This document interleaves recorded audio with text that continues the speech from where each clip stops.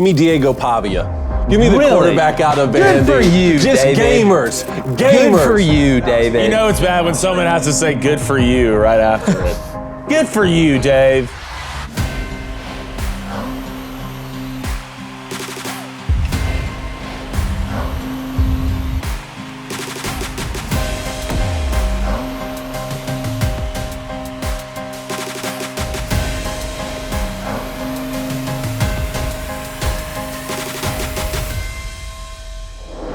SEC Media Days is finally upon us. We are super excited to be in Atlanta, and we thought, what a better way to debut day one of the 2025 edition of SEC Media Days from Crain and Company, which you make a daily watch and listen, and we appreciate it, by drafting the top 25 players in the SEC. Now, quickly, I want to bring in David Cohn. Did you used to draw this as a kid? Can I just get through the intro? Okay. Just one time. Just one freaking time. All right. David Cohn, former Michigan quarterback. My brother, former Western State, Colorado wide receiver Blaine Crain, and amateur artist. We are going to draft the top 25 players this year heading into the 2025 season in the SEC. Now, the way that we're going to draft it, just the rules, okay, is we can have any methodology that either one of us wants. So this isn't a list of just our combined top 25 best players in the SEC. We are going to go in a draft order, not as if we were an NFL team, but if we were building a college football team to play this year. So, quickly, as usual, whenever we do a draft thing, and make sure you hit that subscribe button, but whenever we do a draft, we're going to pick a number, 1 through 10, that Justine has picked behind us. Now, before already got it. We go, Coney, do you want to say anything off the top here about your methodology, about just the best football players, just right? the best football I don't care players. if they're going to the NFL. The best football players. Care. Okay. And again, this isn't, you're not trying to fill out a roster by drafting every different position. Yes, you just draft the best player that you think is available. Okay. I love it. You good with that? I love it. I'm great with that. Okay. Justine, do you have a number 1 through 10 in your head to see who will go first? I do. Okay. All right. Here we go. Reveal it. What was it, Justine? The answer was 1. Oh my God, it worked! Oh my God, no, guys, no. Oh my God, it worked, Ryan. Okay, no. I Oz the mentalisted Justine. I did a random number generator. No. Yeah, I Oz the mentalisted Justine. I went in the studio. Hold on. We're going to get the drop. I went in the studio before we shot this and went to Justine and said, hey, we're good for the one thing being released today. She said, yes. I said, the one thing, right? She said, yes. I said, all right, Justine, the one thing. And she said, the collusion. One. And I wrote one on here. So Ryan in audio can tell you. You're saying Justine's easily true. No. I figured out how Oz the Mentalist does it. I've got some things to say, too. And our episodes come out at 2. Yeah, it's already too late. It worked. I can't believe it. But it didn't work. I did a number generator unless you did it to my laptop. It worked. All right, I've had enough. I've had enough. All right, here we go. So, who you taking first, man? All right, so I'm going first. You're going second. You're going third. And we're going to keep that order. We're not going to do the snake draft because we always screw that up. I just got to feel like I've already won the show. Number 1, my first overall pick of the top 25 players in the SEC for 2025, I'm going Anthony Hill Jr. from Texas. Okay. He's a home wrecker. Yeah. He'll wreck a whole game. I think he could be the first guy from the league taken in the draft in the NFL from the SEC. I love his versatility. I love his experience, but I love his size. He is basically Fred Warner running around. I would love to build a team and a defense around this guy. Give me Anthony Hill Jr. from Texas. We're on the same page. That's who I had at number 1, 6'3", 240, 8 sacks a year ago. So if I've got the second pick, then give me Dylan Stewart out of South Carolina, defensive end, 6'5", 245. Man, I just think that he's going to put on even more weight than he did a season ago entering his sophomore year. I just think that he's going to be one of the best football players in the conference, and his game is going to transition to the NFL. I did have Dylan Stewart first. I had Dylan Stewart 6. Okay. Anthony Hill, there's nothing like a guy who can cover and bend. That's the thing. Well, he's got every versatility, right? All right, so I'm number 3, correct? You're number 3. I'm going to go Caden Proctor here. Tackle Alabama, 6'8", 340 pounds.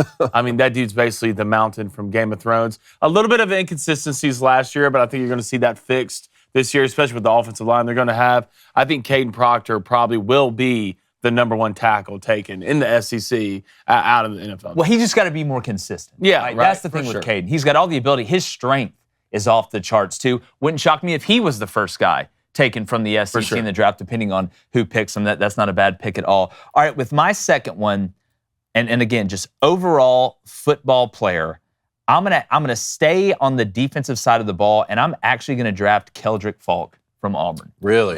Take Keldrick Falk from Auburn. Okay. And again, look, Auburn doesn't have the best roster in the league, obviously, but I think Keldrick Falk could end up being the number one defensive lineman in the Southeastern Conference. You look at what he can do on the edge. You can move him inside. He's incredibly versatile. So give me Keldrick Falk. I'm building that defense up. Wow. Okay.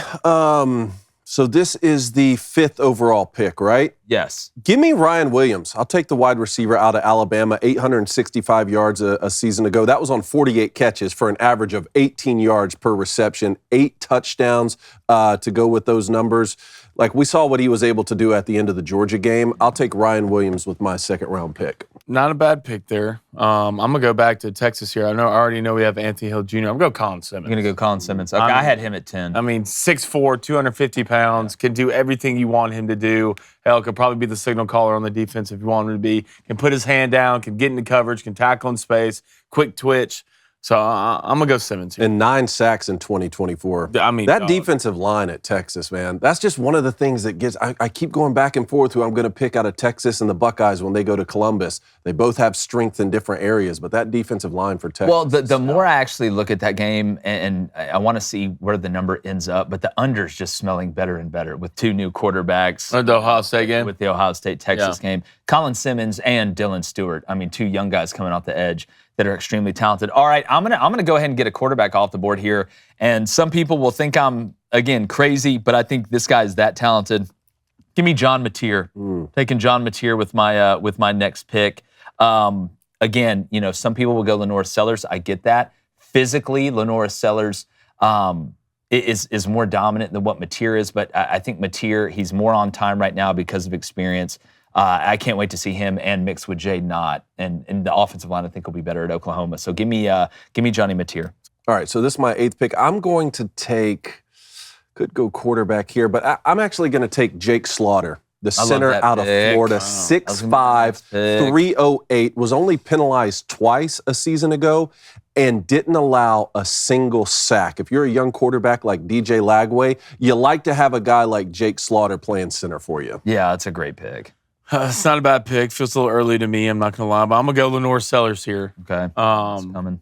I think if a quarterback goes off the board first and it's not Lenore, so that's a little bit off to me. But, I mean, the dude's 6'5", 220 pounds. Can get a little more consistent in the short and medium game. I think that comes with experience.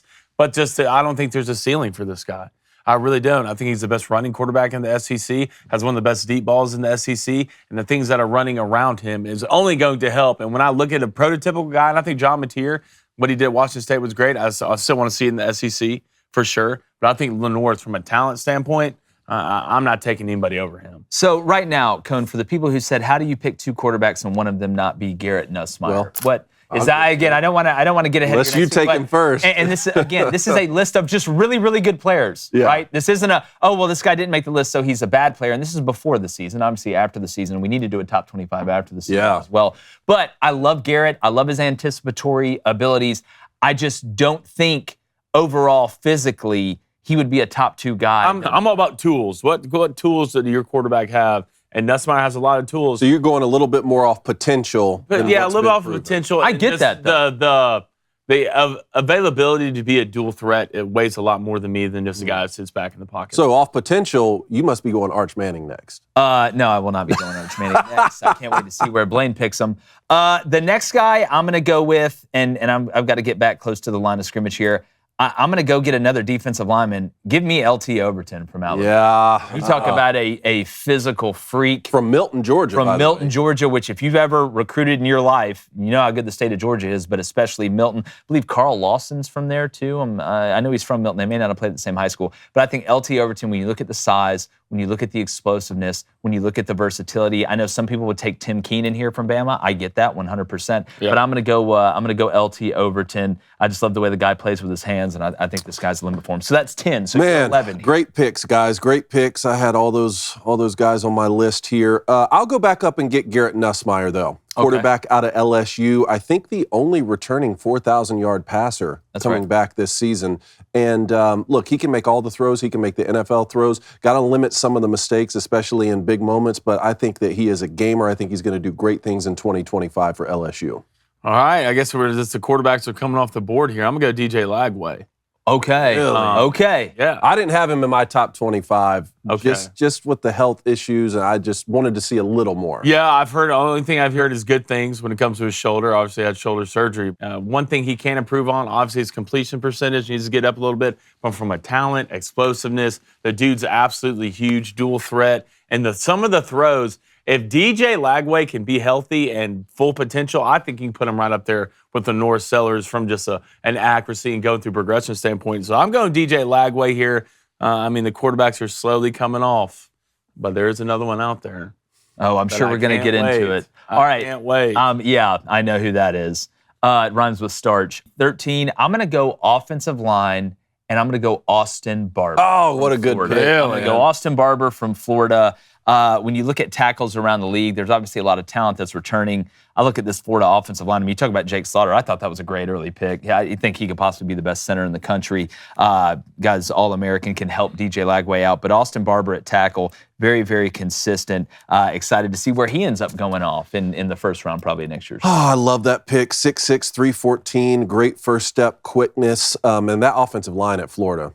Very impressive. Yeah, they're going to be good. So what's this for me? 14 pick. I'm going to go with Suntaran Perkins. God! Defensive end out of Ole Miss. Now, not the same size as LT Overton and R. Mason Thomas, some of these other guys who I know we're more going of to a talk linebacker, a hybrid guy. For sure. 6'1", 210, 10.5 sacks a season ago. 10.5 sacks at 6'1", 210. You got to be a football player to pull that off. I like this kid out of Ole Miss. I'm going to take him with my next. No, but he does not get talked about enough. He does. Go back and watch that tape.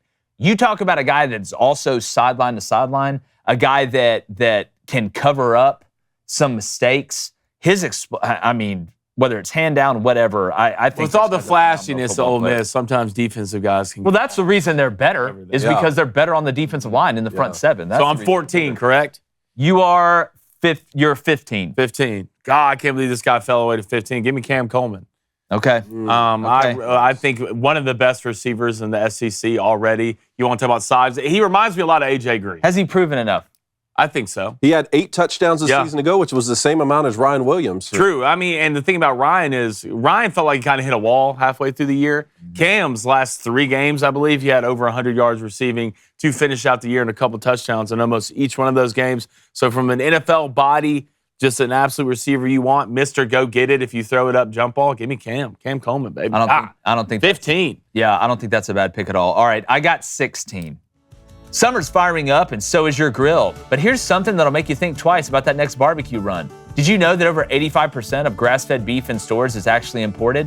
Yeah, I know. While you're planning the perfect tailgate or backyard cookout, that premium steak might have traveled more miles than your favorite team this season. That's exactly why we switched to GoodRanchers.com for all of our summer grilling. Picture this. You're hosting the big game watch party. You're firing up burgers by the pool, and you want to be serving the best all-American cuts for your guests. Well, Good Ranchers delivers exactly that. They're a winner every time because every single cut of beef, chicken, and pork is 100% born, raised, and harvested right here in America by local family American farms. No antibiotics ever, no added hormones, no seed oils, just pure clean meat that'll make your grill the MVP of every cookout. Plus, they deliver straight to your door. Game day prep just got a whole lot easier. David, tell the people one of the things you've grilled with Good Ranchers.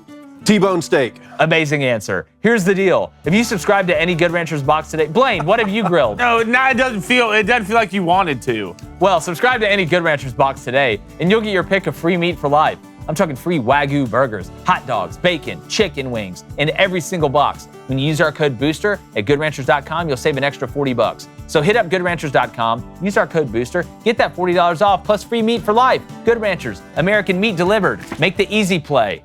Where are we going here? Hey, you got time. Lock in. You're fine. Give me Eli Stowers. Oh! Tight end. Man. Eli Stowers, I think this guy is going to shoot up draft boards. He was a quarterback, right, that they moved. I was so impressed with not only his ability to catch the ball away from his body as a bigger guy, which is tough, but his run after the catch.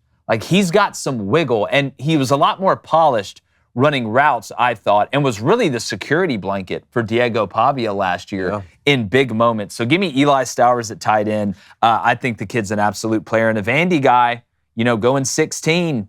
That's 6'4", 225 out of Vandy, man. Now, is he going to be the best tight end in the league? I think there's a very high possibility that he ends up. He'll probably be the first tight end taken. Man, I love that pick. He's going to look great at the combine. I thought I was going to be able to steal him right there in the low teens, but there's a couple corners on the board that I really like, and I want to go with Jalen Kilgore, the defensive back out. Not Jermod McCoy. I got them right here, both next to each other. I'm sure Jermod McCoy is going to go in this top 25. He's coming off that ACL injury in January. We talked about that in our Tennessee preview. I'm actually going to go with Jalen Kilgore here, 6'2", 220. Led the SEC in picks a year ago with 5. He also tied for the league lead, I think, in interceptions last year, and then had 10 pass breakups and racked up. He's a good tackler, good open field tackler. I mean, dude, we're talking about 6'2", 220. You can move him anywhere. Huge. You can move him anywhere. You put him in the sky. You can press him. A lot of things you do. Good pick. All right, good pick, Dave. I was going to go Jermod McCoy, but the more I look at it, I think I'm going to go Zachariah Branch here. You're high on Zachariah Branch. Look, if you've watched his tape at USC, the kid's an absolute spark plug. You can't touch him in a phone booth. Great hands, soft hands, great route runner. And I think you're going to Georgia where you're going to be the main focus for Gunnar Stockton and what they can do over there to get him open. We've seen guys, Lab McConkey, just the talent that comes through there. I think Zachariah is going to shine, and I wouldn't be surprised to see him on the All-SEC first-team list when it comes to wide. He was very explosive at USC, but how do you compare him to someone like a Trey Wilson or Ryan Wingo at Texas? Well, God, Wingo has a chance. Well, I think I think Zachariah has a deeper bag than Wingo. Well, to me, Zachariah is more of the wow play, can score from everywhere. I get that. He could juke you in a phone booth. I want to see what his shuttle is at the end of the day. I think it's going to be pretty good.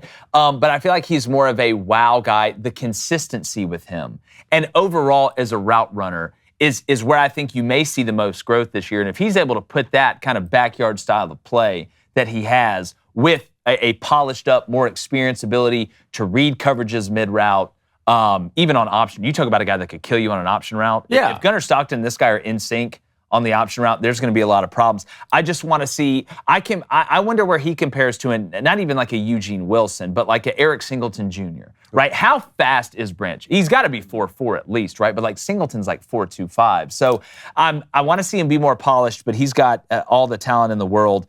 All right, so it's back on me, and I'm 19. So I'm going to go with what I believe to be the only returning starter on Georgia's defensive line, and I'm going to go Christian Miller. It's hard to go wrong with a big-ass defensive lineman that'll just bare-knuckle brawl you. For us to pick somebody off the Georgia defensive line. Which is crazy. And we haven't said, I know we mentioned Jermod McCoy, but we haven't said anybody from Tennessee yet either, so it's going to be interesting down the stretch here. So, I don't want to get too ahead of ourselves because this guy still might get taken, but how do you compare Christian Miller on the defensive line there with C.J. Allen behind him at the linebacker position?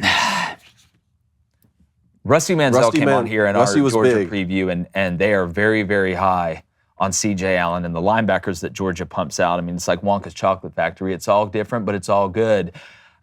I just think when you look at Christian Miller, guys that are that size, that have that flexibility, are more rare than having a middle linebacker that can really play. I think you can get away with maybe not being the best athlete at middle linebacker if your instincts are good. My father was one of those guys. He used to say that, at middle linebacker, I don't care what your 40 is, because if you've got to run 40 yards to catch somebody, I don't want you. And it makes a lot of sense. So give me the guy up front that can pave the way for that linebacker or disrupt in the backfield. And I think Christian Miller, from a pass rush standpoint, too, really, really kind of collapses the pocket in on guys. So give me Christian Miller.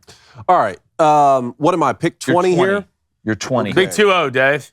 I'm going to decide between a couple of edge guys, both from Fort Lauderdale. But I'm going to go with R. Mason Thomas. Damn, that's a good pick. Out of Oklahoma, 6'2", 250, 9 sacks a year ago in 2024. Football player, man. Football player. Oklahoma's got a great one. I'll take him with my 20th pick. And he kind of just burst onto the scene last year. I think he ended up being second-team All-SEC out of nowhere. I think had 10.5 sacks? Something like that. 9 a year ago.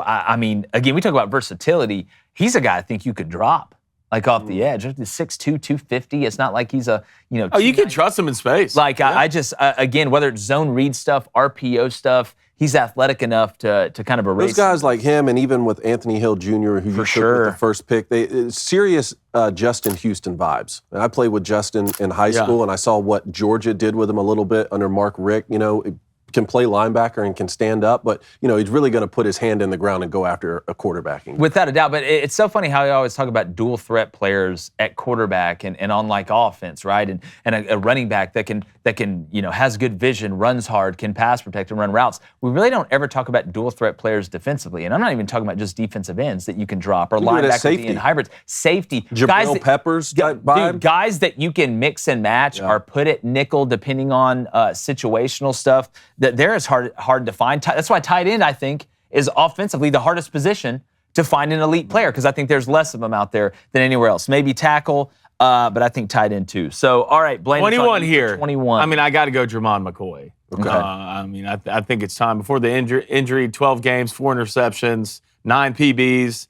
I mean, tied the SEC for interceptions. And if he's healthy this year, you can go ahead and lock that field, that half of the field down. As a coach, and Jake, I know you're a defensive coordinator, how good is it just to walk out there and say, hey, man, let's go lock that down. Well, everybody else will take care of their stuff. Well, as a defensive coordinator, you're trying to eliminate numbers, right? Yeah. How can I even it up? Because in reality, when you look at being able to isolate one DB on their best guy and possibly take him out of the game or mitigate him to the point where he's not going to beat you, well, now we're playing 10 on 10, and you have a quarterback, right? Which I know in the run game, it's hard to get a hat for a hat there, but I'm trying to eliminate the amount of guys I have to cover and look at and have to adjust to or worry that can beat me. So anytime you can eliminate not only a player, but maybe even a half of a field, because Cone, you know this as an offensive guy, when you get in 3-by-1 or trips open, right? Some people say trips. I say trips open because you can have trips closed with an attached tight end. But trips open, you're going to put your best receiver on the solo spot. Sure. And most of the time to the boundary.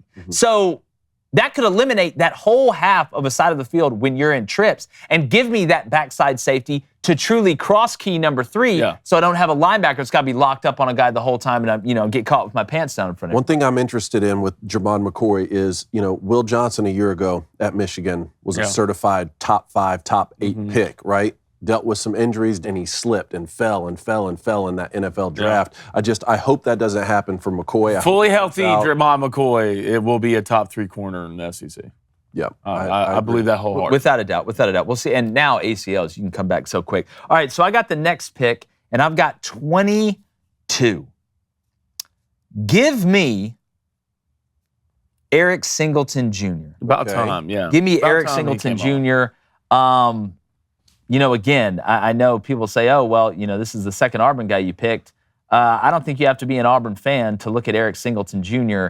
and realize that this guy may be one of the fastest, if not the fastest at the combine, but he's a true receiver. He's not a track guy. I think he can take the underneath ball, hit a home run. He can run right by you. Still believe you're right, though, Blaine. Cam Coleman potentially is a better player than Eric Singleton Jr., but go ahead and give me him. Put him in the slot. Let's go to work. Man, I like that. There's so many great players. I got Tyreek Sapp still on my list, C.J. Allen still on my list, Tim Keenan. This is my last pick, right? This is 23, so I won't have another chance to take him. Give me Diego Pavia. Give me the quarterback out of Vandy. Good for you, Just David. Gamers. Yeah. Gamers. Good for you, Now, is he going to be running the it's stadium? bad when I'm sure someone has to say good for you right after it. Good for you, Dave. Hey.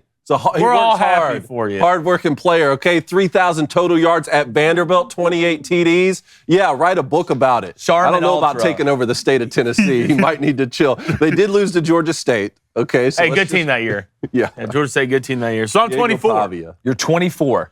Oh, a lot of good players out there. C.J. Allen, KC, Concepcion. I mean, Whit Weeks is still out there. Eugene Wilson.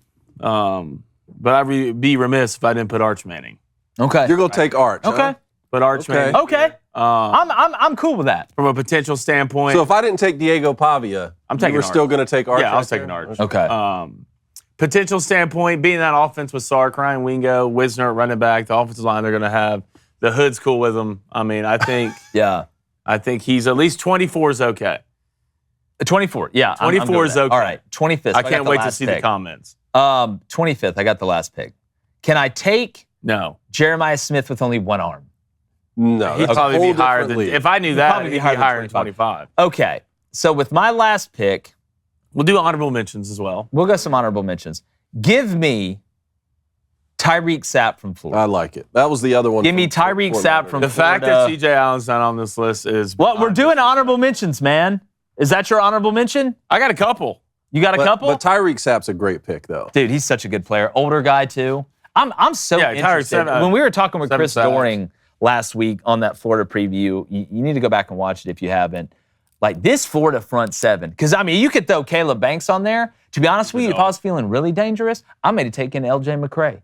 That's how good I think he is. And then you look at Graham and some of the linebackers that they have as well. I know we're talking about C.J. Allen, Suntaran Perkins, I know is a guy that's a hybrid that can do a little bit of everything. But, yeah, give me Tyreek Sapp. But honorable mention. Give me 3 honorable mentions, David. Three give honorable me 3 mentions. honorable mentions.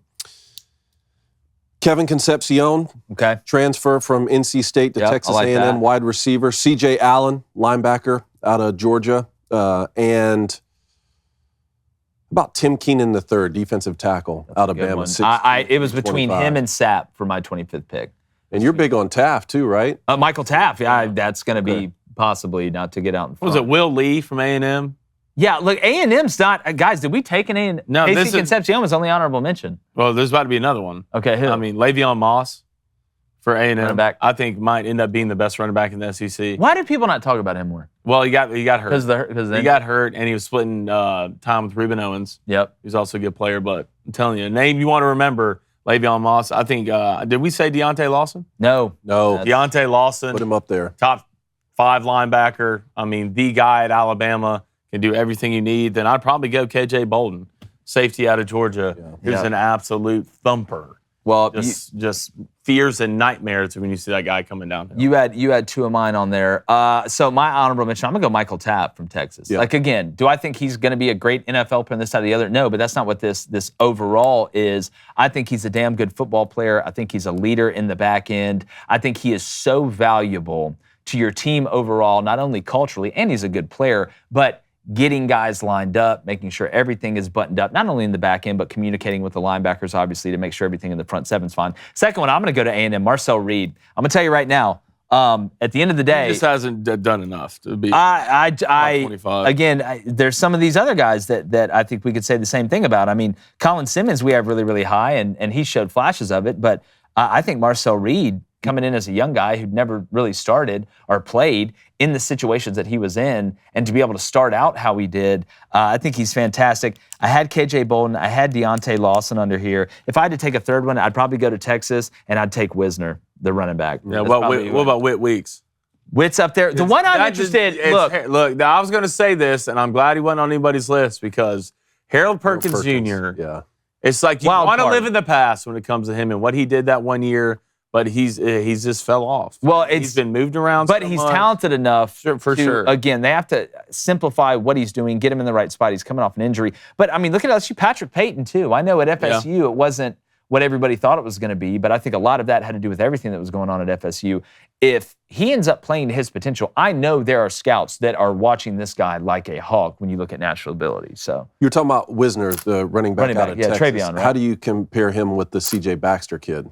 like Texas has a great problem right now because I think Baxter could be. Wisner came out of really nowhere last year because he's a little guy that runs big, right? But his vision, his ability to understand how to run, to know that you're not going to go for 80 yards every single play. If there's 3.5 yards to get there, even as a little guy in the gap scheme, in zone scheme, whatever, he's going to get it. I think he's a mature runner. Overall potential athleticism-wise, I think C.J. Baxter could be really, really special. You got to see how he comes off this injury. But again, I put him in a similar category to Jaden Ott. I was just about to say, Jaden Ott transferring into Oklahoma. Like Jaden Ott, you want to talk about a guy, if he is healthy, Yeah. like a backfield that could be the best in the country with Mateer and Ott. Because Ott he's a home run hitter. Like that's what he is. It's just the injury bug keeps biting him. And I don't think he's soft. I just think he's unlucky when it comes to it. But I'm very, very interested to see how those. It's crazy to me. We did a top 25 SEC list, no LSU wide receivers. I had Barry and Brown and Aaron Anderson here. But like, I had Aaron Anderson in the bottom Okay, of my it's list. just crazy to me. Who would have thought? If there's one thing I could have just definitely checked in. I was like, there's going to be. Well, they all go to the NFL. Yeah, I know, exactly, but we're used to them reloading, not rebuilding. We talk about number one tight end in the league, and like I guess you could classify this guy as a tight end. He's got to become a better blocker. But the Green kid out of LSU, the one who played on the basketball team, he's like 6'7", was a freshman last year. I think he has more potential than Barry and Brown, than Aaron Anderson. If it works out right for this cat, he could be the first guy taken from LSU in the draft. That's how freaky. There are just so many great players in this league, man. I thought we did well, though. Yeah, again, in the comments, let us know where are we right, where are we wrong. Again, this list is incredibly subjective, so we want to know your thoughts, and disagreement is totally fine. We appreciate you joining us. Make sure you hit that subscribe button as well. And like the chances of me not Oz the mentalisting Justine at the end of the day, which we all saw and we all agree that I did with the number one, we're going. Ooh, really? On by the fingertips. She may draft me.